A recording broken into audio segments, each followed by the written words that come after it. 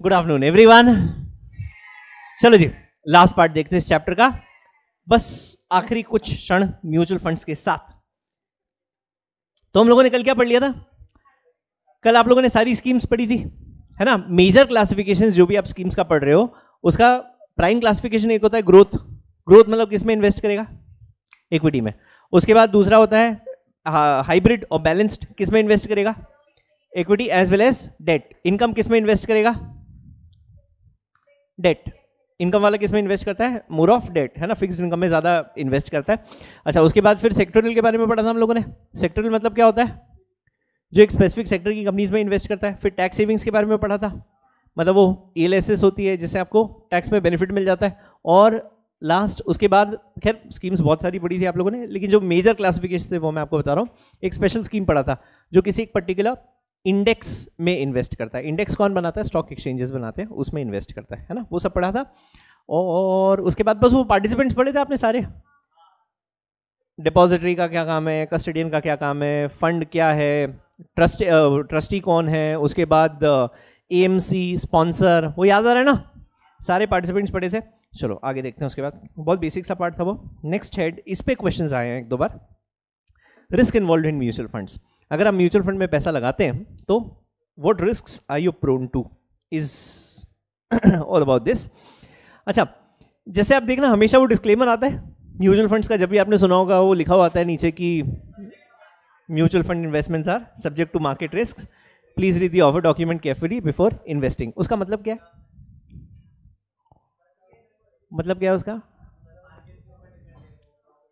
मतलब ऐसा नहीं कि म्यूचुअल फंड को आपने पैसा दिया तो प्रॉफिट ही होगा। जैसे मार्केट में रिस्क है वैसे ही म्यूचुअल फंड इन्वेस्टमेंट में भी रिस्क इन्वॉल्व है। सो आप पहले ये समझ लो कि आपका ऑब्जेक्टिव क्या है इन्वेस्टमेंट के पीछे। अगर वो पूरा होता है तो ही इस फंड में इन्वेस्ट करना, अदरवाइज पैसा इन्वेस्ट मत करना। मतलब investor should be aware before he takes that investment decision of investing in a particular mutual fund, right? मतलब पढ़ो समझो, उसके बाद अगर आपको लगता है कि ठीक है आपके लिए, तो फिर आप इन्वेस्ट करो। ये उसका थॉट प्रोसेस था ना। एक बार चेक करते हैं जरा क्या क्या रिस्क है अगर आप म्यूचुअल फंड में पैसा लगाते हैं तो। First they saying excessive diversification of portfolio. What do you mean bye excessive diversification of portfolio? अच्छा सी, हम लोगों ने एडवांटेज में भी पढ़ा था डाइवर्सिफिकेशन, बोलो ना, पढ़ा था। हाँ, तो वहां पर डाइवर्सिफिकेशन का मतलब क्या था कि अगर आपने एक ही स्टॉक में इन्वेस्ट किया या एक ही सेक्टर में इन्वेस्ट किया और अगर वो सेक्टर ही नीचे आ गया तो पोर्टफोलियो नेगेटिव हो जाएगा आपका। इसलिए हम लोग अलग अलग सेक्टर से स्टॉक्स सेलेक्ट करते थे, राइट?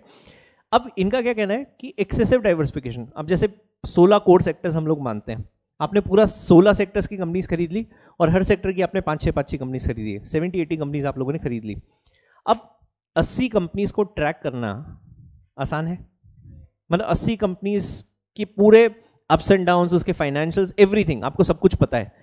प्रैक्टिकली बहुत मुश्किल है, राइट? कितनी भी बड़ी टीम हो लेकिन 80-90 कंपनीज को मैनेज करना बहुत मुश्किल होता है। तो इनका क्या कहना है कि डाइवर्सिफिकेशन इज गुड, लेकिन अगर आपने बहुत एक्सेस में स्टॉक्स ले लिए हैं तो वो बहुत मुश्किल हो जाता है। सेम थिंग, अभी जैसे आप 8 सब्जेक्ट्स पढ़ रहे हो, कल अगर आपके नंबर ऑफ सब्जेक्ट्स बढ़ के 18 हो गए तो दिक्कत होगी, है ना?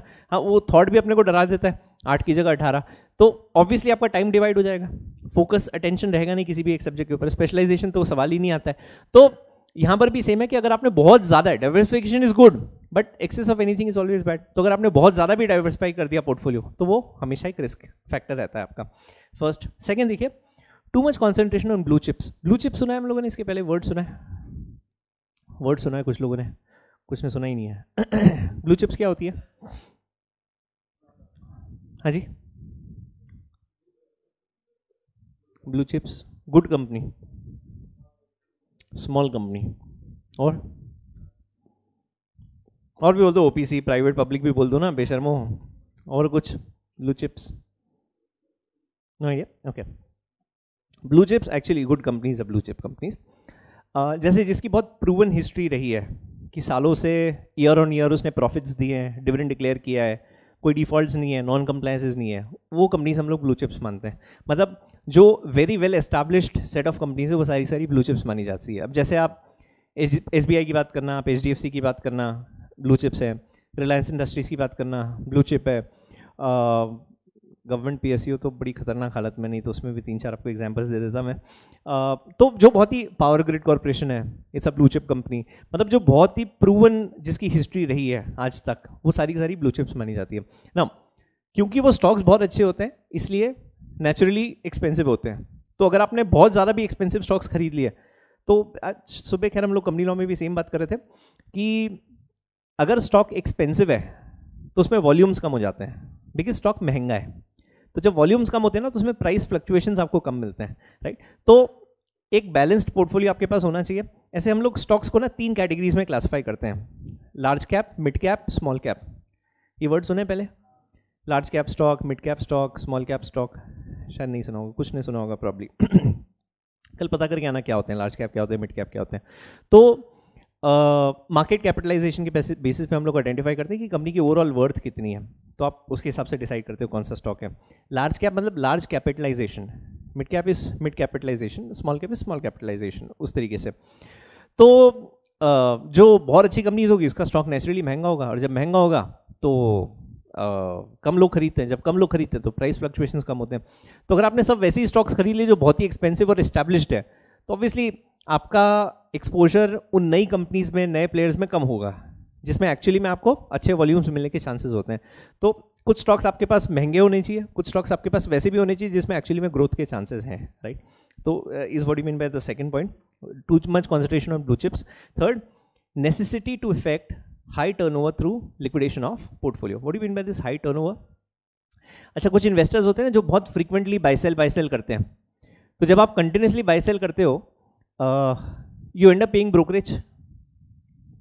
मैं शेयर्स खरीदूंगा, 2 रुपये बढ़ गया, बेच दिया, फिर खरीदा फिर बेचा, फिर खरीदा फिर बेचा, फिर खरीदा फिर बेचा। एम आई पेइंग टू मच ब्रोकरेज? तो यहाँ पे वही बोल रहे हैं कि अगर आप बहुत फ्रीक्वेंटली बाय सेल करोगे तो आपके ब्रोकरेज की कॉस्ट बढ़ जाती है, राइट। और ज़रूरी नहीं कि हर ट्रेड आपका प्रॉफिट में हो, कुछ ट्रेड्स आपके लॉस में भी हो सकते हैं। तो buy, stay, when there is good return at that time quit, right. तो you should hold on to securities. बहुत शॉर्ट टर्म ट्रेड्स करोगे तो नेचुरली आपकी कॉस्ट बढ़ जाती है ब्रोकरेज की।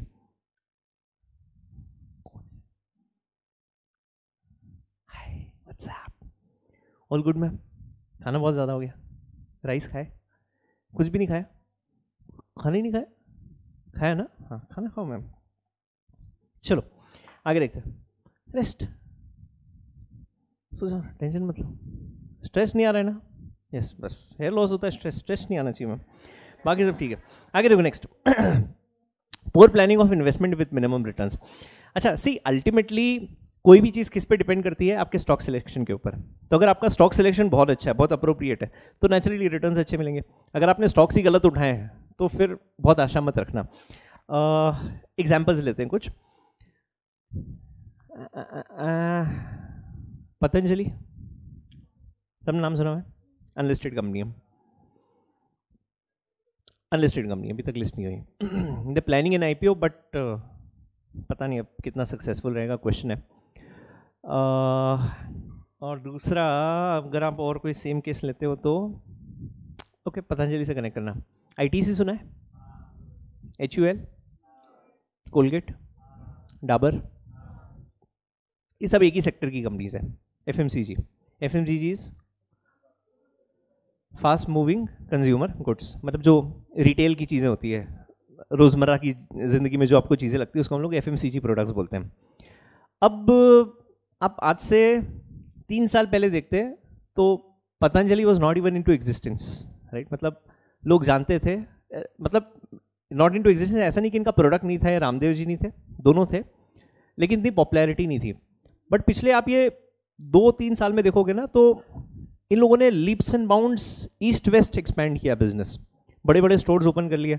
अच्छा, initially when they started as a company, मतलब मैं तो हमेशा ऐसे ही जानता हूँ कि साबुन और ये शैम्पू और ये बिस्किट, ये सब बहुत ही बेसिक प्रोडक्ट्स इन लोगों के आते थे। हाँ, अच्छा, फिर इवेंचुअली इन लोगों ने उसको एक्सटेंड किया, अपना प्रोडक्ट पोर्टफोलियो बढ़ाया, हर चीज़ में आ गया। पतंजलि का आटा भी मिल जाएगा आपको, तेल भी मिल जाएगा, तो वो मतलब जो रिटेल पॉसिबिलिटी आप सोच सकते हो, आई थिंक वो सब कुछ है। और इंटरेस्टिंग चीज़ ये थी कि इनका इसमें सेगमेंटेशन था। अब बिस्किट ऐसा नहीं कि इनको 2 रुपये 3 रुपये वाला ही बिस्किट मिल रहा है, आपको 20 रुपये वाला बिस्किट भी मिल जाएगा पैकेट और 40 वाला पैकेट भी मिल जाएगा। तो सेगमेंटेशन बहुत तगड़ा था, जो किसी भी FMCG कंपनी के लिए करना बहुत मुश्किल था, but they actually did it.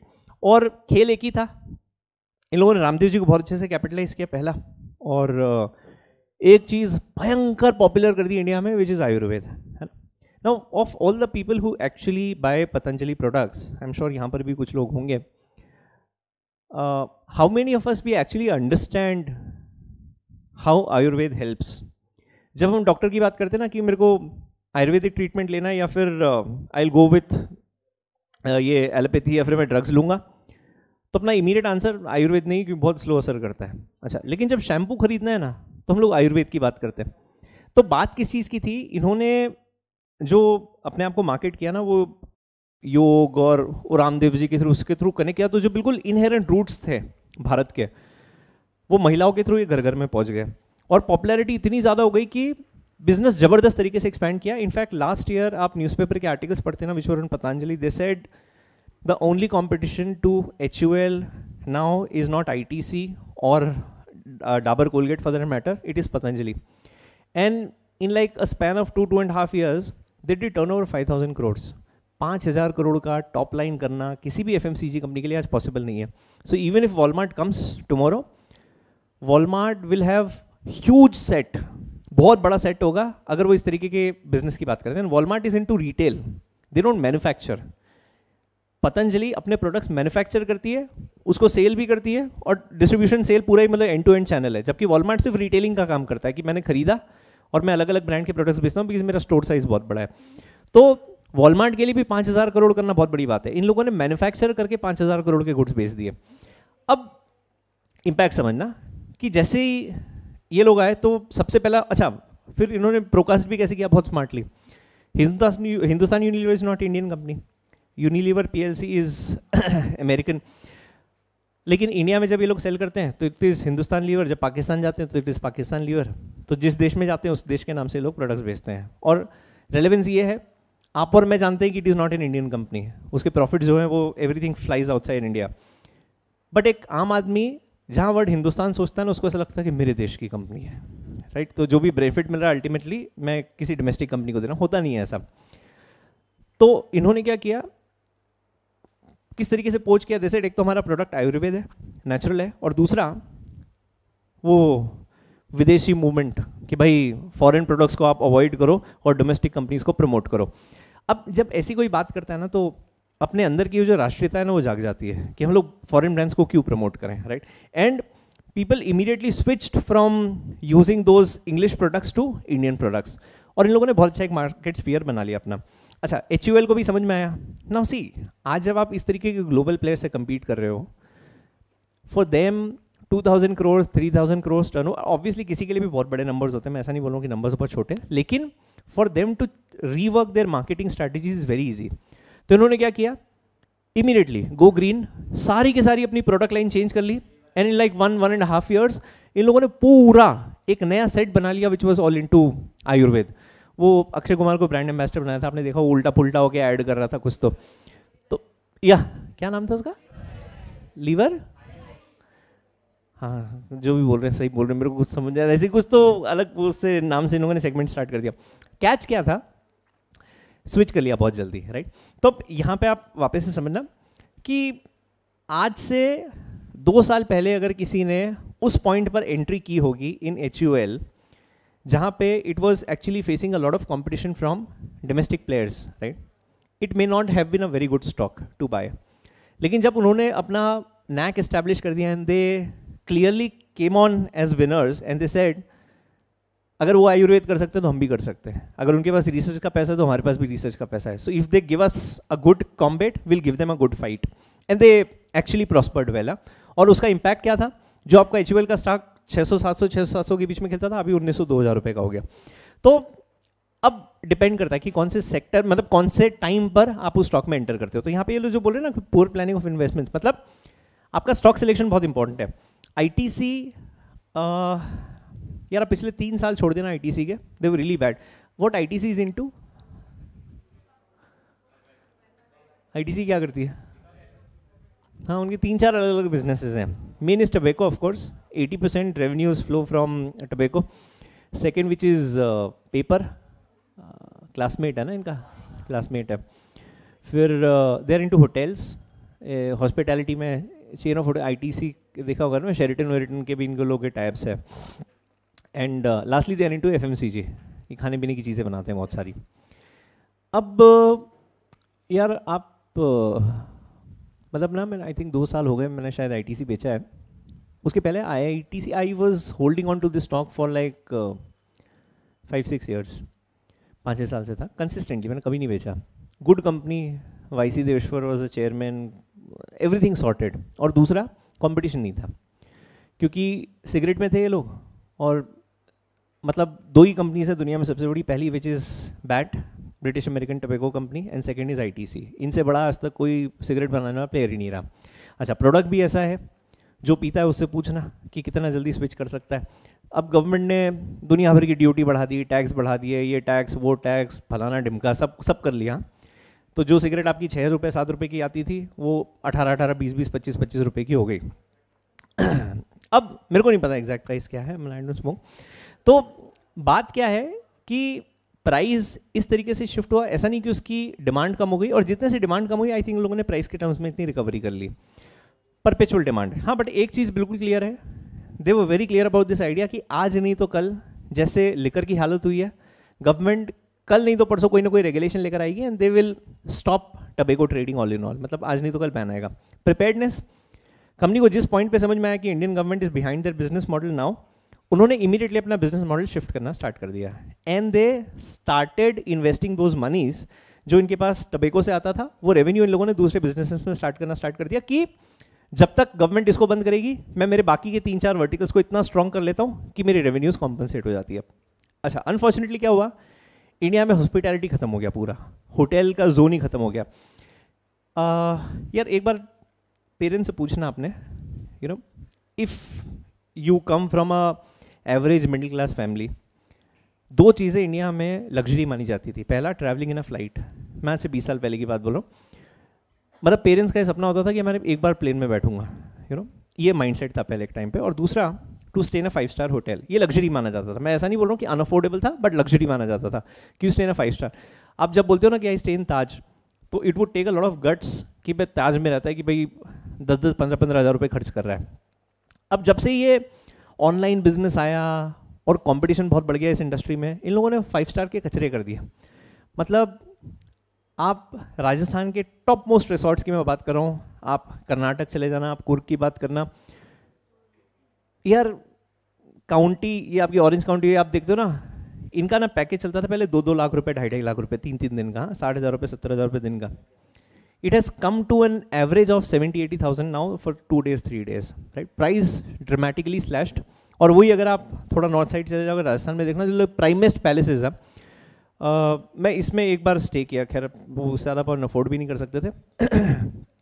इनका क्या बोलते हैं आपका, ओबरॉय, तो ओबरॉय का जो पैलेस है, मतलब अल्ट्रा लेवल ऑफ लग्जरी। मेरे को थोड़ा पता नहीं, एक शौक है अपना, थोड़ा अच्छा लगता है मेरे को कभी ऐसे अच्छी चीज़। मैं जाता हूँ तो थोड़ा स्टे ठीक ठाक ही करता हूँ, बट बिल्कुल दिल पे पत्थर रख के मैंने स्टे किया। दे चार्ज 30,000 रुपीज़, एक दिन का 30,000 रुपये था उसका। एक ही दिन रहा, दूसरे दिन फिर नॉर्मल वाली होटल में आ गया। तो बस मेरे को तो एक्सपीरियंस करना था कि किस बात का पैसा लेते हैं। बट आई थिंक वो हर चीज़ उनकी क्लास अपार्ट है। ऐसा नहीं कि खाने में आपको सोना मिला के देते हैं, but it's only about experience, बस वही डिफर करता है। वहाँ पे भी गद्दियाँ हैं, यहाँ पर भी गद्दियाँ है, उधर भी नींद आती, इधर भी नींद आती, उधर भी खराटे लेते, इधर भी खराटे लेते, तो बाकी वो डिफरेंस नहीं है, एक एक्सपीरियंस की बात है बस। अब मैं बोलना क्या चाह रहा हूँ कि जो कंपटीशन हुआ ना, उसकी वजह से इनके बाकी के सेक्टर्स एक्चुअली इतना अच्छा परफॉर्म नहीं कर पाए, and because of this ITC जो एक टाइम पे परपेचुअली 25-30% का एनुअल रिटर्न देता था, that average return came down from, मतलब मैं मेरे स्टॉक्स के हिसाब से बात बता रहा हूँ, मेरे को ईयर ऑन ईयर 25-30% आईटीसी ने दिया, बट पिछले 3 साल इतने बुरे गए ना इसके कि साल के एंड में 2%, 5% अप्रिसिएशन मेरे को मिल रहा था। आई क्विट, उस वक्त आईटीसी बेचा मैंने। नहीं तो मैं पहले हमेशा प्रमोट करता था कि one stock you should always have in your portfolio is ITC. Why? जब तक सिगरेट है तब तक ही रखना, जिस दिन गवर्नमेंट बोलेगी कल से सिगरेट बैन है, अगले ही दिन आईटीसी बेच देना उठा के, तब तक आप उसको रख सकते हो क्योंकि रिटर्न्स अच्छे मिलते थे। अब खत्म हो गया, कारण जहां इन्होंने पैसा लगाया वो पैसा एक्चुअली इतने फास्ट मल्टीप्लाई नहीं हो पाया। तो अलग अलग सेक्टर्स हैं। अब स्टॉक सिलेक्शन मतलब क्या है कि आप इस जोन में अगर आप आईटीसी खरीदने की बात करते हो तो ये बिल्कुल गलत डिसीजन है, लेकिन आज से 3 साल 4 साल पहले देखते तो डेफिनेटली अच्छा डिसीजन था। अच्छा, हो सकता है 3 साल बाद they may turn their business model, right, और हो सकता है कुछ बहुत अच्छा कर ले, बट अगर वो होगा उस पॉइंट पे एंट्री लेना आज सेंस नहीं है उस चीज़ का। तो पुअर प्लानिंग ऑफ इन्वेस्टमेंट्स मतलब जो स्टॉक्स आपने सेलेक्ट किए हैं वो बहुत रीजनड वंस नहीं है, मतलब सिर्फ पैसा लगाना था इसलिए आपने लगा दिया है, लेकिन उससे इतने रिटर्न्स आपको मिल नहीं रहे। आगे, अनरिसर्च फोरकास्ट, ये एक्चुअली सेम ही है पॉइंट्स, आप ऐसे देखते हो 4 और 5। अनरिसर्च फोरकास्ट मतलब क्या है? What is forecasting? प्रेडिक्शंस आप करें तो कैलकुलेशन आपके गलत होगा। अब जैसे किसको बोला था यार ने, यार आप शायद राजेंद्र सर को नहीं जानते ना? नहीं ना? हाँ, ऑफिस आते रहते, खैर एकदम खास दोस्त है। तो हम लोगों ने लास्ट ईयर ही लिए थे, एक मैंने लास्ट ईयर ही लिया, एक लास्ट ईयर लिया। तो उस वक्त मुझे उनसे बात चल रही थी कि यार कुछ एक एक्स अमाउंट रखा हुआ है which was very hefty. He said यार स्टॉक में डालना है, तो वो बोले कि कौन सा स्टॉक लेना चाहिए अभी। तो मैंने उनको ना उस वक्त 2 स्टॉक्स बोले। अच्छा, ऐसा नहीं कि अपना कोई बहुत तगड़ा रिसर्च था, जो सब देख रहे सुन रहे थे उसके बेसिस पे बोला। तो ऐसे हैवेल्स ले लो और बजाज फाइनेंस ले लो। वेरी डिसेंट अमाउंट था, मतलब काफ़ी अच्छा अमाउंट था, अपना नहीं था इतना बजट। तो ही बॉट 2 स्टॉक्स। हाँ, उन्होंने कुछ 50-50 किया, आधे का बजाज फाइनेंस ले लिया और आधे का हैवेल्स लिया। हैवेल्स ही बॉट अराउंड 28-2900 और बजाज फाइनेंस उन्होंने करीब 1900-2000 रुपये के आसपास लिया। मतलब एक ऐसा मानना कि करीब 2000 के आसपास का स्टॉक या करीब 2900 के आसपास का स्टॉक। तो बोले कि टारगेट क्या है? तो टोटली मतलब बजाज फाइनेंस जिस दिन 5000 का उस दिन बेचना, उसके पहले मत बेचना। तो हंसने लगे, बोले कि 5000 रुपये का होता है क्या ये? वो आपकी इच्छा। तो मतलब क्या टारगेट देख रहे हो? बोले कुछ नहीं, 20% ऊपर का उस दिन बेच दूंगा। तो अमाउंट बता देता हूँ आपको, 70 लाख रुपए इन्वेस्ट करना था उसको। तो कर लो आपके हिसाब से, आप कैलकुलेट कर पाओगे, आपको फील आएगा थोड़ा सा। और हैवेल्स उन्होंने 2900 के आसपास लिया। बोले इसका क्या टारगेट है? मतलब इसका भी है 4500 रुपये। बोले कोई न्यूज़ है क्या? मतलब तगड़ी न्यूज़ है। मैंने कहा ले लो आप। अब 2900 हैवेल्स खरीदा, 1.5-2 महीने होंगे। अच्छा, मैं आगे ना, नो क्रेडिट्स टू मी, किसी का रिसर्च था, मैंने थोड़ा बहुत देखा और उसका टेक्निकल जेन्युइनली उसके चार्ट्स पे दिख रहा था कि ये प्राइस हिट करेगा वो, और स्टॉक बढ़ा। हैवेल्स हो गया 3600 रुपये के आसपास आया। तो उनका फ़ोन आया, बोले यार क्या करूँ, बेच दूँ क्या? 25% ऊपर था। मतलब रुक जाओ, 4.5 रुपये निकालेंगे। मैंने भी लिए थे लेकिन कम क्वांटिटी में लिए थे। तो बोले नहीं यार, इतना पेशेंस तो नहीं, निकाल देते। मतलब हफ्ते पर रुक जाओ, अगर 3600 के नीचे हुआ ना, तो जितना नीचे होगा ना वो मेरे से पैसे ले लेना आप। तो ठीक है, रुके 2-4 दिन, तो 3800 हो गया। 3800 उसने मेरे को फ़ोन भी नहीं किया। कैलकुलेट मत करे पापी। 3900 उन्होंने फ़ोन भी नहीं किया मेरे को, एंड ही सोल्ड एवरीथिंग। अब क्या हुआ, उन्होंने बेचा तो थोड़ा मेरा कॉन्फिडेंस हिल गया, क्योंकि वो बहुत बड़े इन्वेस्टमेंट्स करता है यार। मैं इतना, अपने को एक स्टॉक में इतना बड़ा एक्सपोजर जमता ही नहीं है।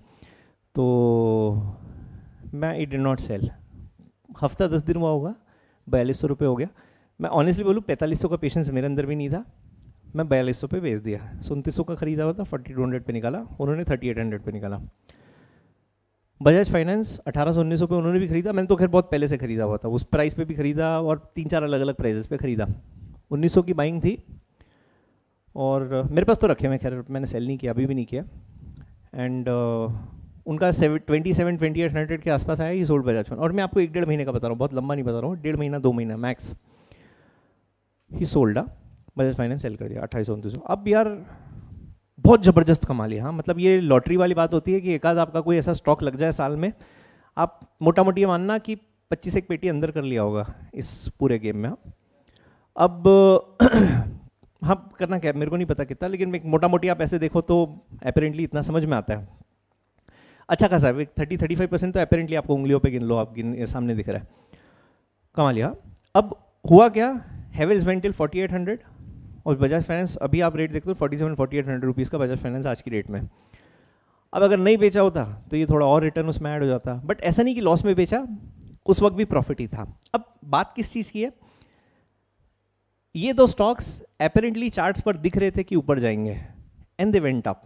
अब इस पॉइंट पे अगर किसी ने कोई गलत स्टॉक डॉक्टर रेड्डी उठा लिया होता, doctor Reddy experienced slump of 18-20%, तो अगर आपने वो पिकअप किया होता तो ऑब्वियसली उसमें आपको लॉस होता। तो जरूरी नहीं है कि अगर मार्केट ऊपर जाना है ना हर स्टॉक ऊपर जाएगा, देयर में भी फ्यू जो ऊपर होंगे, देयर में भी फ्यू जो नीचे होंगे। तो आपकी फोरकास्टिंग कैसी है, मतलब आपका क्या व्यू है स्टॉक को लेकर, उसके हिसाब से आप डिसाइड करो, राइट। सो अनरिसर्च फोरकास्ट, अच्छा ऐसा म्यूचुअल फंड्स में यूजुअली होता नहीं, बिकॉज इनकी बहुत तगड़ी रिसर्च टीम होती है, तो हर चीज़ का रीज़न होता है कि आप ये स्टॉक किस प्राइस पे खरीद रहे हो, क्यों खरीद रहे हो, किस प्राइस पे आप एग्जिट करोगे। बट मार्केट जैसा आप सोचते हो उस डायरेक्शन में नहीं चलता है। अगर मार्केट ही फॉल हो गया, कोई बहुत बड़ा फॉल आउट आया, जबरदस्त वाला सेल हुआ, तो कितना भी आपने रिसर्च किया वो टूटना ही है स्टॉक, कुछ कर नहीं सकते हो आप उसका। तो अनरिसर्च फोरकास्ट, ये क्या पढ़ रहे हो आप वैसे? हाँ, कि अगर पैसा लगाया तो ये खतरे हैं। आगे, फंड मैनेजर्स बीन अनअकाउंटेबल, ये आई थिंक सबसे कॉमन सी बात है। आपने फंड मैनेजर को बोल दिया कि मैं तेरे को 20 करोड़ रुपए सैलरी दे रहा हूँ, तेरा पोर्टफोलियो ऊपर है तो भी 20 करोड़ मिलेगा, पोर्टफोलियो नीचे तो भी 20 करोड़ मिलेगा, उसका इंटरेस्ट ही खत्म हो जाता है। क्यों? उसको पता है उसको पैसा मिल ही रहा है। आपने उसको क्या बोला कि प्रॉफिट का 5% मैं तेरे को दूंगा, तो ऑब्वियसली उसका इंटरेस्ट उस फंड में एंड तक बना रहेगा। क्यों? जितना फंड कमाता है उसके हिसाब से वो कमाता है, राइट। तो अनअकाउंटेबल मतलब फंड के रिटर्न्स और उसकी सैलरी दोनों अगर आपने अलग अलग कर दिया तो रिस्क है। Last, failure to identify clearly the risk of the scheme. I think जो मार्केट की रिस्क है अगर आपने वो नहीं समझी तो definitely there are great chances कि आपको लॉस होगा। और यार स्टॉक मैं कल 1500 रुपये जीता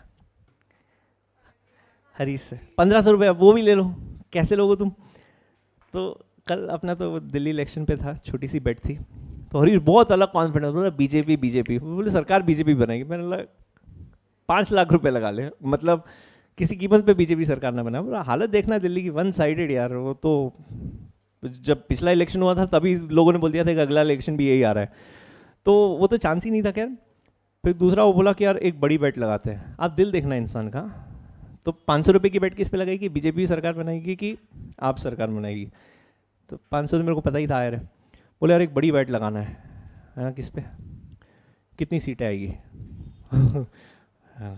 गुर्दे वाला आदमी यार, तो मतलब सीट पे लगाएगा? हाँ। बोले कितनी आ रही है? बोले 20 तो आएगी बीजेपी क्या, मतलब 10 के नीचे है। तो बोले नहीं 20 के ऊपर पक्का है, तो लगा ले चल। बोले बड़ी शर्त लगाए, छोटे मोटा बात मत करना मेरे से। मैंने ना बड़ी लग गई। तो बोले कितने की लगाना है? मैं लगा ले 2-2 लाख रुपए की लगा ले। तो बोले नहीं 1000 रुपये की। 500 ऑलरेडी, मतलब 1000 रुपये की बेट लगा रहा, साला बड़ी बेट बोल रहा है। तो बोले 1000 रुपये की लग गई। मैंने चल ठीक है। अब मैंने कहा 20 और 10 के बीच में आई तो बोले बेट लैप्स हो जाएगी, फिर तू भी नहीं जीता मैं भी नहीं जीता, अपने दोनों का जजमेंट गलत था, तो वो भी जीत गया। अरे इतना क्लियर था यार कल के इलेक्शन यार। कल सच में मेरी इतनी कसम खुदा, मैं लास्ट टाइम जब एक वो शर्त हारा ना, तब मैंने कसम खा ली थी कि अब नहीं करूँगा। मेरे को ना ऐसे 2 दिन पहले अभी वो बात चल रही थी किसी से, मेरे को ऐसी उत्तेजना हो रही थी ना कि बस शर्ट लगा लूँ। और यार अपने बीच में रखना है बात, ऐसे बाहर मत करना, वीडियो वाले प्लीज़ यार, आप किसी से बताना मत ये सब बातें। बट वो थोड़ा वो 1-2 कुछ हमारे वो रिश्तेदारी में जो ये सब वो बैटिंग वेटिंग का काम करते हैं हम, तो उनका भी फ़ोन आया। वो बोले कि यार बीजेपी अंडर 10 खाने जैसा मतलब अच्छा रेट है उसका। मैंने कितने भाव है? बोले 60 पैसे का भाव है। मेरा ऐसा मन किया मेरे लिख ले यार, कुछ तो लिख लो। तो 60 पैसे मतलब अगर जीत गया तो 1 रुपये पे 60 पैसे, तो इवन ऑड होता है वो।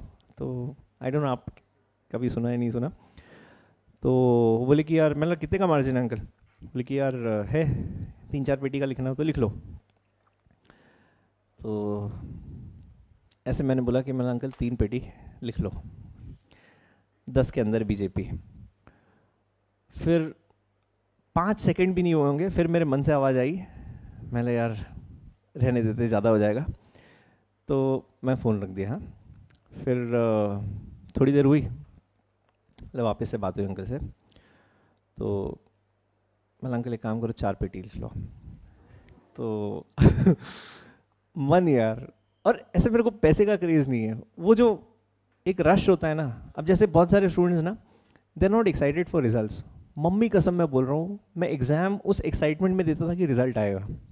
कसम से झूठ नहीं बोल रहा हूँ, मैं इसलिए नहीं बोल रहा हूँ कि मैं दूसरी साइड बैठा हूँ, बट वो जो रश होता है ना उस पॉइंट का कि यार 11 बजे रिजल्ट है, मतलब उसके एक रात पहले वाली जो नींद होती है ना, हाय अल्लाह, मतलब मज़ा आ जाता है मेरे को, इतना एक अमेजिंग फीलिंग देता है ना वो। तो उस चीज़ का मेरे को एक्साइटमेंट हो रहा है। I know it sound stupid but it's a very different kind of feeling. तो इट्स नॉट अबाउट मनी, वो जो एक फेज होता है ना कि ऊपर नीचे ऊपर नीचे ऊपर नीचे, क्या फीलिंग रहती है यार वो। तो मैंने बोला, मैं अंकल 4 पेटी लिख लो आप, तो कोई दिक्कत नहीं है। तो मैं आई जस्ट हंग अप, और मैंने लास्ट टाइम मम्मी को प्रॉमिस किया था, कसम वसम तो मैं तोड़ देता हूँ, इतना मेरे को नहीं लगता है, बट मम्मी को प्रॉमिस किया था मैंने। और कसम मैंने ऐसे बोला, मैं कसम से अब मैं कभी बेट नहीं करूँगा, ऐसी कसम, किसी की कसम वो थोड़ी ना बोला था मैंने। तो फिर मम्मी का मेरे को प्रॉमिस याद आ गया, मैंने मम्मी को फ़ोन किया, मैंने मम्मी पैसे कमाने क्या? मेरी मम्मी इमीडिएट नेक्स्ट लाइन, शर्त लगा रहा है? मैंने नहीं मम्मी। दिल्ली इलेक्शन पे लगा रहा है? नहीं मम्मी। तो बोले मत करना, तूने लास्ट टाइम मेरे को बोला था कि तू आज के बाद कभी नहीं करेगा। मैंने ठीक है। फिर मैंने अंकल को, फिर मैंने अंकल कैंसिल कर लो, मत करो आप। तो बोले यार वो 4 पेटी लिखवा दिया। मैंने आप लिख लो, अब आपके नाम पे लॉस हो जाए तो मेरे मत्थे डाल देना, अगर कमा लिया तो आप रख लेना। बोले विकास जी सोच लिया ना? मैंने हाँ, लॉस मेरा प्रॉफिट आपका। तो क्योंकि उन्होंने तो आगे लिखवा दी थी बैट, तब वो खैर कैंसिल नहीं होता उसमें। गए 2,40,000 रुपये, बहुत नुकसान हो गया यार। तो बहुत फन है यार, आप कभी मत करना, ऐसा बहुत गंदे काम होते हैं, ये सब बिल्कुल बकवास चीज़ है। मैं तो एक बार, मेरे को ऐसा कुछ एक्सपीरियंस करना था कि कैसी फीलिंग आती है, तो एक बार मस्ती कर ली थी। Never do that. हाँ किसका? अरे मेरी रिश्तेदारी में यार। हाँ जी, तो आगे देखते हैं। ये सब क्या है? All this are the risks associated with mutual fund investments. चलिए आगे देखना। अच्छा, ये कुछ टेबल टाइप दिख रही है आपको यहाँ पे, इसमें ना 2 डॉक्यूमेंट्स के बारे में हम लोग बात करें। First which is statement of additional information and second which is scheme information. मैंने आपको ना एक वर्ड बताया था which is called as NFO, याद है? Very good, new fund offer, है ना। सो जब भी किसी फंड का NFO आता है, मतलब कोई नया ऑफर या कोई नई स्कीम लॉन्च करते हैं, तो उस वक्त ये 2 डॉक्यूमेंट्स हमको सारे इन्वेस्टर्स को देने होते हैं। जैसे कंपनी का पब्लिक इशू आता है तो क्या देते हो? प्रोस्पेक्टस देते हो ना। कौन था ये? आधी नींद में बोले क्या? नहीं, फुली कॉन्शियस। हाँ, अच्छा, तो प्रोस्पेक्टस देते हो आप। तो वैसे ही जब म्यूचुअल फंड अपना NFO लॉन्च करता है तो ये 2 डॉक्यूमेंट्स पब्लिक को देता है ना। कौन से 2 डॉक्यूमेंट्स? पहला है स्टेटमेंट ऑफ एडिशनल इन्फॉर्मेशन और दूसरा स्कीम इन्फॉर्मेशन। इसको बेसिकली स्कीम इन्फॉर्मेशन डॉक्यूमेंट बोलते हैं, SID बोलते हैं। अब इसमें ना आगे आना नेक्स्ट पेज पे, इसमें कंटेंट क्या लिखा होता है ना, वो अपने को बस ध्यान रखना है। ये बेसिक सा है, ऐसे क्वेश्चंस एग्जाम में कभी नहीं आते, बस ये कुछ टर्मिनोलॉजीज है इसलिए यहाँ पर दी हुई है, ठीक है। चलो, सो कौन से 2 डॉक्यूमेंट्स आप देते हैं? पहला स्कीम इन्फॉर्मेशन डॉक्यूमेंट एंड दूसरा स्टेटमेंट ऑफ एडिशनल इन्फॉर्मेशन, है ना। अच्छा, किसके अंदर क्या लिखा होता है? ये आई थिंक टाइटल देखना, उससे ही समझ में आ जाएगा आपको। Scheme information document. Scheme information document मतलब स्कीम के बारे में सब कुछ लिखा होता है। ओपन एंडेड है, क्लोज एंडेड है, कितने टर्म के लिए है, किस पे फोकस करेगी, मतलब इक्विटी है, बैलेंस्ड है, डेट है, सेक्टोरल है, उसका ऑब्जेक्टिव क्या है, उसके बाद फंड मैनेजर्स कौन है, ये सारी की सारी चीज़ें कहाँ पर लिखी होती है? स्कीम इन्फॉर्मेशन डॉक्यूमेंट में लिखी होती है। मतलब स्कीम रिलेटेड इन्फॉर्मेशन किस में होगी? स्कीम इन्फॉर्मेशन डॉक्यूमेंट में। तो ये पहला डॉक्यूमेंट उसका क्या बोलते हैं? उसे क्या बोलते हैं? क्या बोलते हैं? क्या बोलते हैं? आवाज़ नहीं आ रही, क्या बोलते हैं?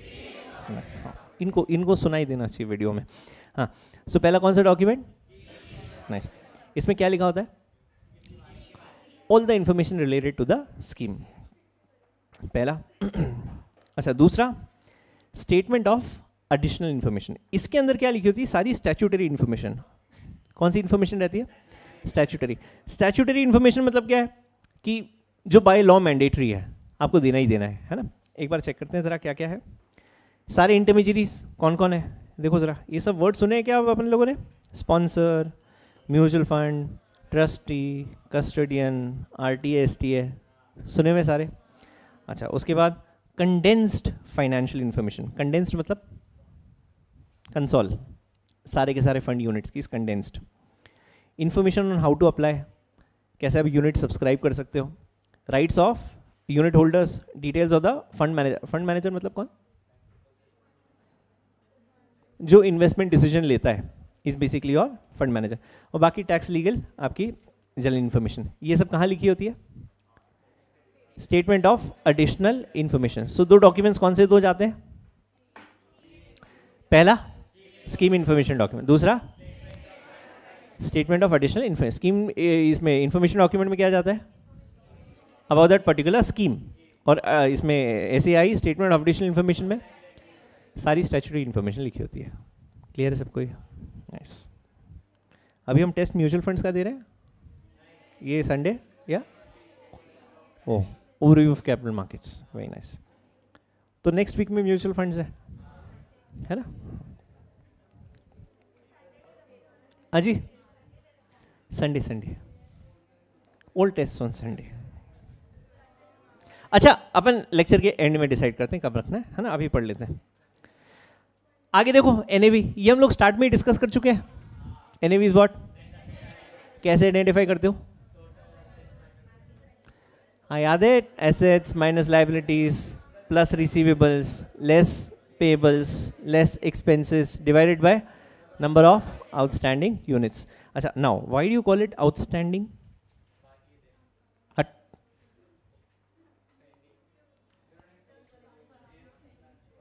Why do call it outstanding? है ना साथ में? हाँ जी, हाँ, ओपन एंडेड फंड में नंबर ऑफ यूनिट्स कम होती है। अरे पढ़ाया ना, ऐसे क्या कर रहे हो? क्लोज एंडेड में यूनिट्स फिक्स होती है, ओपन एंडेड में पढ़ा था ना वेरिएबल होती है। तो अगर फंडिंग यूनिट्स खरीद ली तो नंबर ऑफ यूनिट्स कम हो जाएगी, इसलिए आउटस्टैंडिंग यूनिट्स लिखते हैं कि उस दिन आपकी नंबर ऑफ यूनिट्स कितनी है, उसके हिसाब से एनएवी कैलकुलेट करेंगे। नहीं समझ में आया क्या बोला? हाँ बहुत बढ़िया। क्या सोच रहे थे मैम खुली आंखों से? इधर देखो, ये एक ओपन एंडेड फंड है। कौन सा फंड है? साथ में बोलो ना, कौन सा फंड है? Open ended fund. इस फंड ने मान लीजिए 10 करोड़ यूनिट्स इशू की। क्या हो गया? किधर? कितनी यूनिट्स इशू की? 10 करोड़।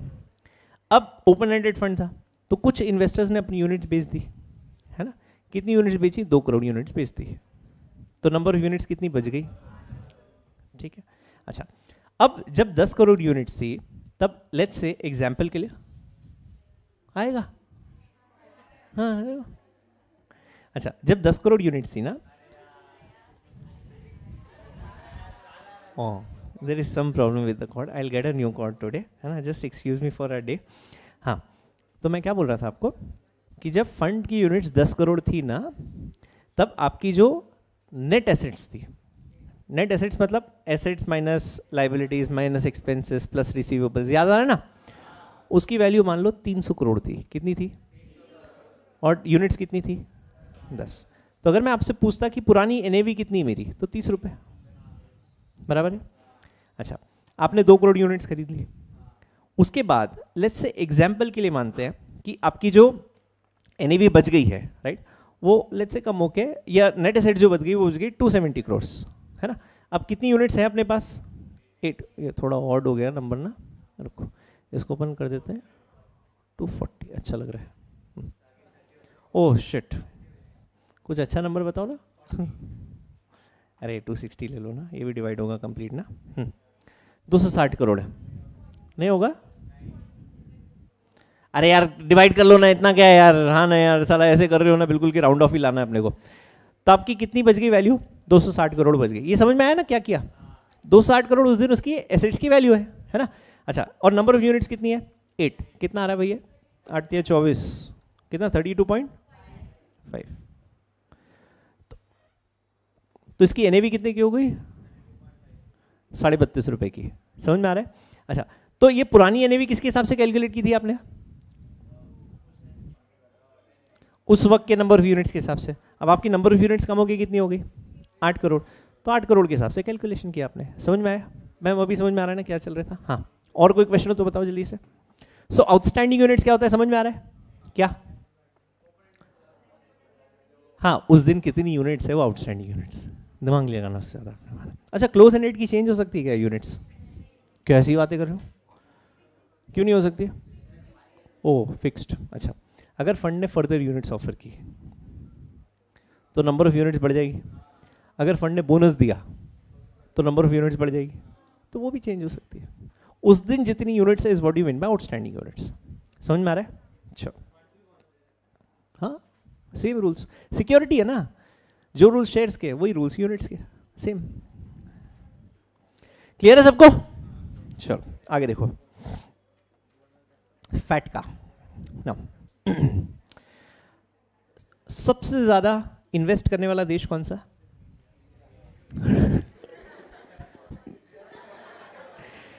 अरे नहीं हो भाई, लीगल मनी ना। लीगल कहाँ सर? यूएस। हाँ, आप 60-70% of the financial capital flows from US. US में आपने शायद सुना होगा about silicon valley. genuine class of investors in the world, they come from Silicon Valley.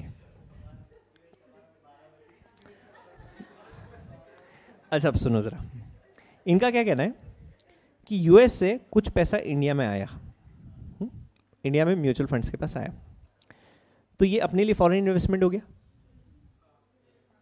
US से इंडिया में आ रहा है तो फॉरेन इन्वेस्टमेंट ही होगा ना। तो इसमें इन्होंने क्या बोला कि इंडियन रेगुलेटरी अथॉरिटीज़ को और इंडियन फाइनेंशियल इंस्टीट्यूशंस को इन्होंने इंस्ट्रक्शंस दिए कि भाई जितना भी पैसा आपके पास यूएस इन्वेस्टर्स से आ रहा है, किसके पास से आ रहा है? यूएस इन्वेस्टर्स, उसका रिकॉर्ड यहाँ की फाइनेंशियल इंटरमीडियरीज को मेंटेन करना है। किसे मेंटेन करना है? अच्छा, इस mutual fund also into finance business? पैसे में डील करते हैं ना, पैसा लेते हैं, पैसा लगाते हैं, फिर पैसा देते हैं वापस, यही करते हैं ना। तो it is also financial intermediary. तो इनके ऊपर एक ऑब्लिगेशन था कि आपको एक रिकॉर्ड स्पेशली किसके लिए मेंटेन करना है? यूएस इन्वेस्टर्स के लिए मेंटेन करना है, राइट? अच्छा, इसका पर्पस क्या था? मनी लॉन्ड्रिंग अवॉइड करना। What is money laundering? हाँ, ब्लैक मनी को व्हाइट में कन्वर्ट करना है, इलीगल को लीगल में कन्वर्ट करना है, इज मनी लॉन्ड्रिंग, राइट? तो बस उसका पर्पस ये था कि कोई भी इलीगल मनी यूएस से इंडिया में नहीं आनी चाहिए। तो इसलिए आपको सारे इन्वेस्टर्स का और उन्होंने कितना पैसा इन्वेस्ट किया उसका प्रॉपर रिकॉर्ड आपको इंडिया में मेंटेन करना है। समझ में आ रहा है? ये उसका पर्पस था। सिर्फ कौन से देश के इन्वेस्टर्स के लिए? यूएस के लिए। ऑब्लिगेशन किसके ऊपर था? इंडिया की फाइनेंशियल इंटरमीडियरीज के ऊपर ऑब्लिगेशन था। सब लोग साथ में, सब लोग जिंदा है। चलो एक बार देखो जरा, foreign accounts tax compliance act देखो जरा, requires that all financial institutions need to report financial transactions of US persons and entities in which US persons hold a substantial ownership। आपको पूरा के पूरा उनका केवाईसी सारा रिकॉर्ड मेंटेन करना है। उसका सोल पर्पस, सोल ऑब्जेक्टिव ये था कि आप किसी भी तरीके की मनी लॉन्ड्रिंग एक्टिविटीज़ को आप प्रिवेंट कर सको, उसे अवॉइड कर सको। समझ में आ रहा है? बस इतना ही, इसमें बाकी कुछ नहीं। अच्छा, अब ये कुछ बहुत छोटे छोटे कॉस्मेटिक पॉइंट्स हैं जो आपको ऑलरेडी आते हैं। Modes of holding. Modes of holding मतलब कैसे आप यूनिट्स होल्ड कर सकते हो। सो दे सिंग सिंगली भी होल्ड कर सकते हो, जॉइंटली भी होल्ड कर सकते हो। What is joint holding? दो या दो से ज़्यादा लो is joint holding. Single holding क्या होती है? मोड्स ऑफ होल्डिंग जी सर, तीन की सभी में है सर, तीन की सभी है। आगे नॉमिनेशन। नॉमिनेशन क्या होता है? नॉमिनी अपॉइंट कर दिया। नॉमिनेशन मतलब क्या? नॉमिनी क्यों अपॉइंट करते हो?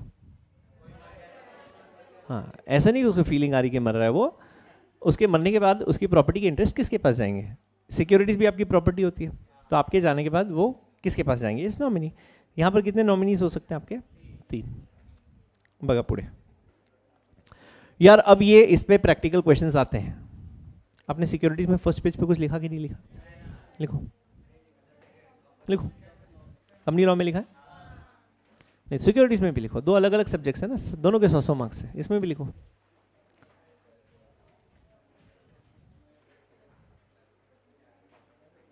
लिखो सिक्योरिटीज में, लिखो लिखो जल्दी जल्दी से, साथ साथ में लिखो। ये कहाँ लिख रहे हो आप? नोटबुक की फर्स्ट पेज पे, जहां आपका नाम लिखा हुआ है उसके नीचे। यस,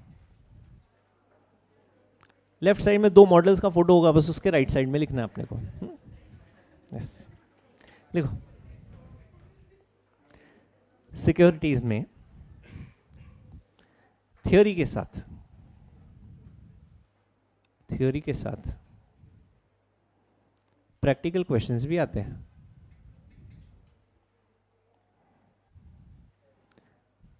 प्रैक्टिकल क्वेश्चंस भी आते हैं। साक्षी लिख रही है कि नहीं लिख रही है? किसके लिए?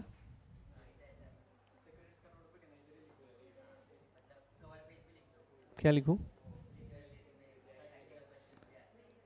मतलब तुम कुछ करोगे कि नहीं करोगे? हैं कि पेपर भी मैं ही लिख के दे दूं तुम्हारे एग्जाम का? सालों लिखो। हाँ, उसके बाद लिखो, जहां पर भी हाँ फॉर्मूला है, जहां पर भी फॉर्मूले हैं, कॉमा, परसेंटेज है या नंबर्स है या वैल्यूज है या फिर ऑल पॉसिबिलिटीज, बाद में रीजन चाहिए नहीं अपने को, या फिर वैल्यूज है, या फिर क्लास में हाँ प्रैक्टिकल सॉल्व किया है, या फिर कैलकुलेशंस किए हैं,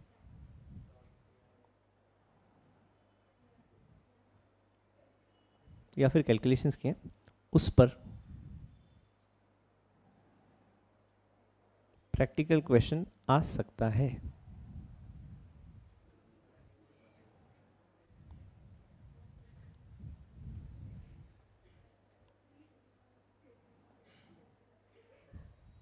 साथ में ना मैम लिख लिया?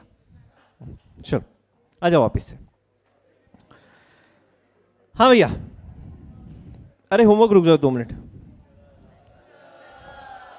अरे चैप्टर खत्म ही हो जाएगा यार। व्हाट है? ओ yes, will do that. Homework करना है ना, होमवर्क भी करते हैं। कितने क्वेश्चन थे? 1 है 2 है? क्या है क्वेश्चन? आरटीए एसटीए के डिफरेंस। सालो हटे, एक्सपेंस रेशियो सुन लो जल्दी से। तसा टॉपिक है ये। आज की बात आज खत्म हो जाएगी। कहाँ मन में लेके जाओगे? रात भर एक टॉपिक का बोझ समझ पा रहे हो, सो नहीं पाओगे। चलो जल्दी से देख लो बस ये एक्सपेंस। अरे रुकते जाओ ना, ऐसे क्यों गाना गाते हो थोड़ी थोड़ी देर में? आखिरी, ईमानदारी से आखिरी। अच्छा सेकंड लास्ट बस सेकंड लास्ट नो। अरे थांबा की ए फक्त 1 मिनिट घेतोय मी, फक्त 2 मिनिटं दिया आम्हाला, फक्त 2 मिनिटं। सुनो जल्दी से। एक्सपेंस रेशियो मतलब क्या होता है? एक्सपेंस रेशियो का मतलब ये होता है कि एक म्यूचुअल फंड को चलाने के लिए कितने खर्चे लगते हैं। स्पेलिंग भूल गया मैं तुम्हारे चक्कर में। हाँ, तो उसको चलाने के लिए जो भी एक्सपेंसेस लगते हैं। अच्छा क्या क्या एक्सपेंसेस लगते हैं जरा मेरे को बताना। जैसे ब्रोकरेज लगता है। अच्छा ये लिख क्यों नहीं है? तो लिखा हुआ है, देखो जरा। हाँ इसलिए लिख रहा था मैं। देखो जरा, ये सब एक्सपेंसेस यहाँ पर लिखे हुए हैं। एग्जाम्पल के लिए क्या बोल रहे हैं लोग? जो आपने फीस पे की, किसको फीस पे करोगे? सारे इंटरमीडियरीज को। हाँ मेरे को पे करना। Yes yes yes. हाँ सारे के सारे इंटरमीडियरीज को जो आपने पैसा दिया। उसके बाद asset management expense. Asset management expenses मतलब क्या होता है? अब जिसके पास भी आपने अकाउंट ओपन किया है उसके जो भी डिपॉजिटरी चार्जेस होते हैं, कस्टडियन चार्जेस होते हैं, वो सारे। Commission paid to distributors. Distributors पढ़ा था हम लोगों ने, डायरेक्ट प्लान। अरे मैंने आपको बताया था म्यूचुअल फंड या तो डायरेक्टली अपने यूनिट्स बेचता है या किसी डिस्ट्रीब्यूटर के थ्रू बेचता है। डिस्ट्रीब्यूटर के थ्रू बेचा तो कमीशन लगता है। Regular plan, direct plan. एक बार बस बोल दो कि नहीं पढ़ा। नहीं पढ़ा? 1 नाइस 2। हाँ ऐसा बोला एब्सेंट, सब पापी साले, ईगो जग गया मेरा। हाँ आगे है ना? अरे यार भाड़ में जा।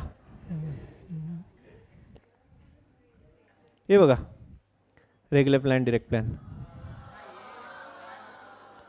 मैं अभी उर्दू में बोल रहा था, यही बोल रहा था ना। एक फंड ने डायरेक्ट यूनिट बेची, एक डिस्ट्रीब्यूटर के थ्रू बेची। अगर डिस्ट्रीब्यूटर के थ्रू बेची तो उसको कमीशन देना पड़ता है। अब कमीशन देना पड़ता है तो खर्चा होता है कि नहीं होता है? तो आपका फंड एक्सपेंस।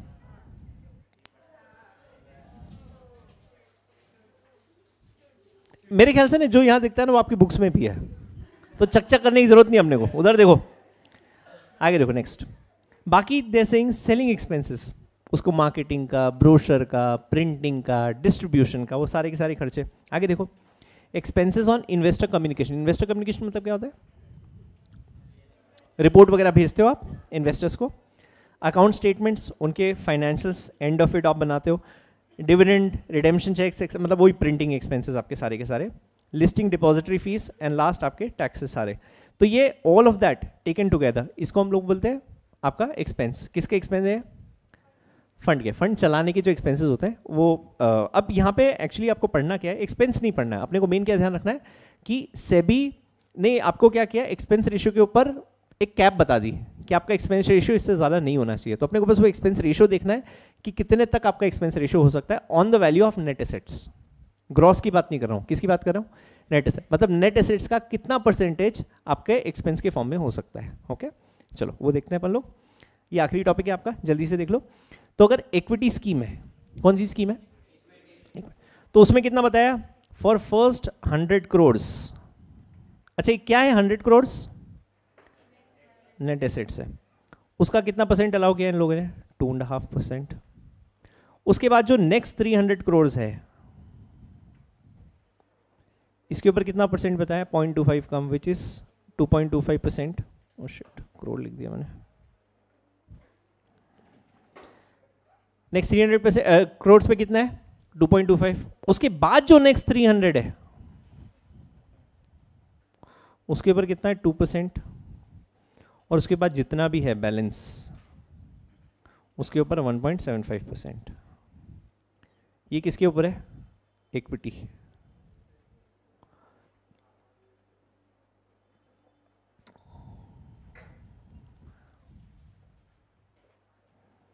डन। तो अगर कोई इक्विटी स्कीम होती है तो उसके 100 करोड़ की नेट एसेट्स पे एक्सपेंस रेशियो कितना हो सकता है? 2.5, मतलब 2.5 करोड़ रुपए, है ना? कैलकुलेट करोगे क्या? कैलकुलेट कर लो, लिखो 2.5 करोड़। अब 300 करोड़ का 2.25% मतलब कितना होगा? 6.75 करोड़। नेक्स्ट 300 करोड़ का व्हाट, मेरे को मैथ नहीं आती, 6 करोड़। अच्छा, अगर मेरे total funds let's say 1000 crore का मेरा नेट एसेट्स है, तो बैलेंस कितना बच गया? 300 करोड़। 300 करोड़ का 1.75%, वही कितना हो गया? 3 और 2 25, 5.25 करोड़। ये समझ में आया ना क्या किया आपने? तो आपका टोटल कितना हो गया? 12, 13 और 6 नहीं, 12 और 6 18 और 20, 20.25 करोड़। इतना टोटल खर्चा आप एक्सपेंस के फॉर्म में कर सकते हो पर annum। समझ में आया है क्या किया? अबे ब्रैकेट दिए मैं 100 करोड़, उसके बाद के 300, उसके बाद के 300, अगर टोटल 1000 है तो बैलेंस कितना बच गया? 700 गए तो,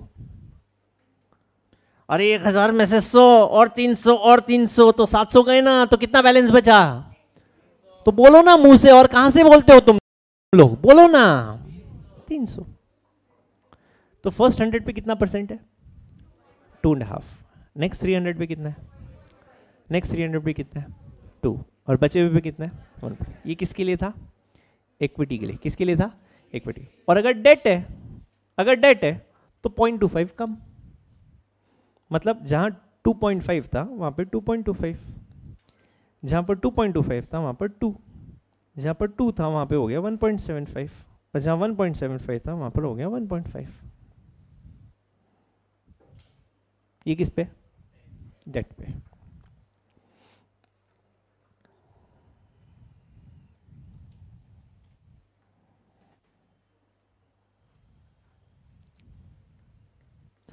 तो अटेंडेंस शीट का है, सबके नाम आ गए? अभी लेता हूँ अटेंडेंस, रुक जाओ।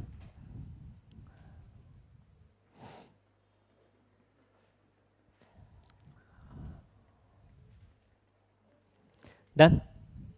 क्लियर है सबको? अच्छा, क्वेश्चन लिख लें आप। नहीं, मैं पूछ थोड़ी ना रहा हूँ। चलो बताओ क्वेश्चन रखे हैं।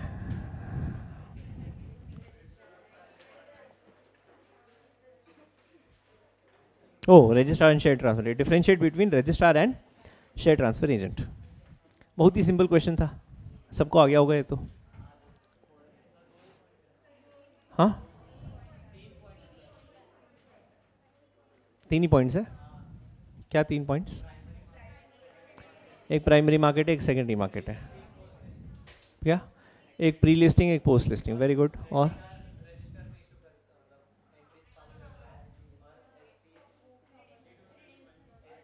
शेयर ट्रांसफर रिलेटेड एक्टिविटीज करना, ठीक है। और क्या ही लिखोगे इसमें? लिखवा दूँ एक बार? लिख लो, खींचो लाइन बीच में। रजिस्ट्रार राइट साइड में, शेयर ट्रांसफर एजेंट।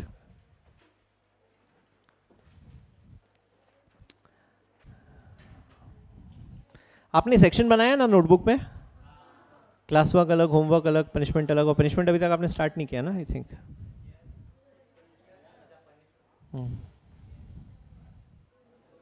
अभी अब क्लास में क्वेश्चंस पूछना स्टार्ट करूंगा ना, उसके बाद आएगा पनिशमेंट वाला तुम्हारा।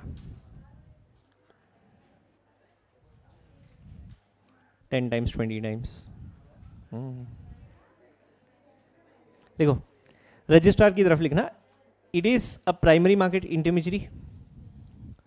शेयर ट्रांसफर एजेंट में लिखना, it is a secondary market intermediary. Registrar is a primary market intermediary, share transfer agent is a secondary market intermediary.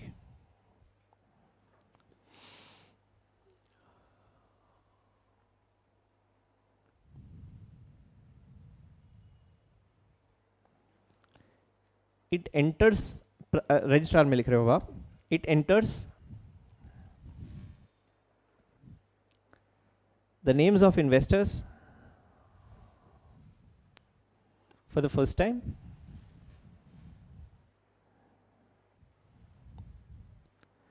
in the company's register, in the company's register,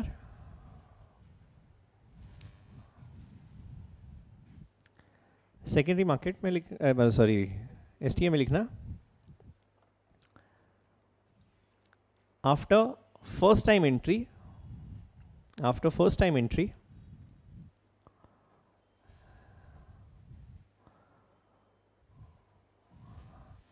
all the subsequent entries are done by share transfer agent.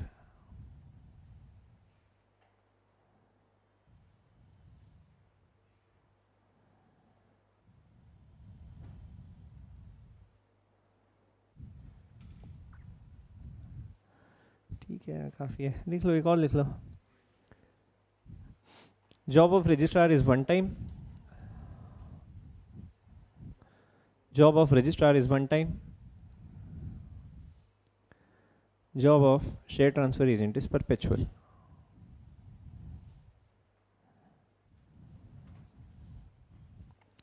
Share transfer agent is perpetual, काफ़ी है।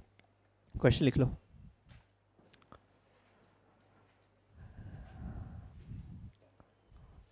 Mutual fund investments, ये लिखो, चलो ये लिख लो बस। Mutual fund investments are subject to market risks. Mutual fund investments are subject to market risks. Comment, comment 4 marks. Market risks, comment. यार कितने क्वेश्चंस हो गए आपके सिक्योरिटीज के? ये 9th है। और कंपनी लॉ में 12-13 उसमें लिखे हुए। ठीक है, बहुत बहुत धन्यवाद।